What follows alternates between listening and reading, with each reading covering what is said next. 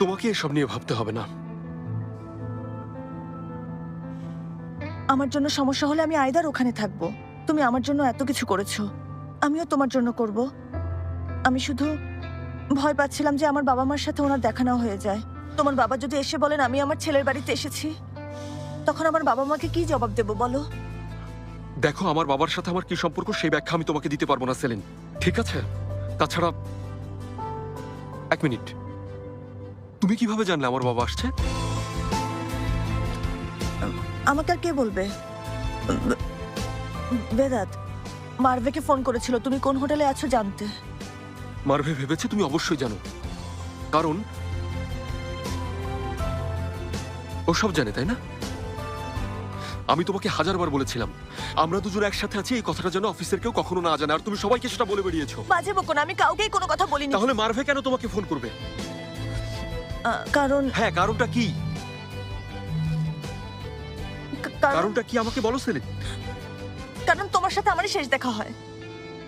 বেদাত বলেছে দেবীরের বাড়িতে রেনোভেশন চলছে, ও কিছুদিন হোটেলে থাকবে, কিন্তু কোন হোটেলে থাকবে সেটাও জানে না।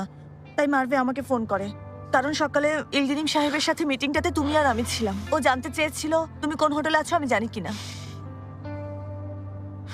দেখো সেলিন, আমার সাথে মিথ্যে বলবে না। যদি কিছু বলার থাকে দ্বিতীয়বার কোনো কিছু না ভেবে এখনই বলে ফেলো সেলিন, না হলে অনেক দেরি হয়ে যাবে। আমি দেমির আমি আসলে শুনছি।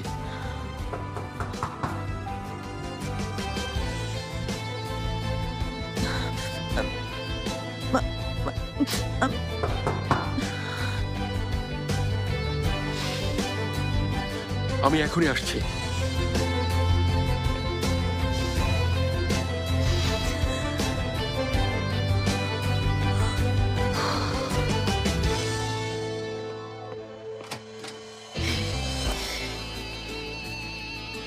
আল্লাহরা, চমৎকার একটা আইডিয়া পেয়েছি, তাই সকাল পর্যন্ত ওয়েট করতে পারলাম না। নিশ্চয়ই বিরক্ত হওনি?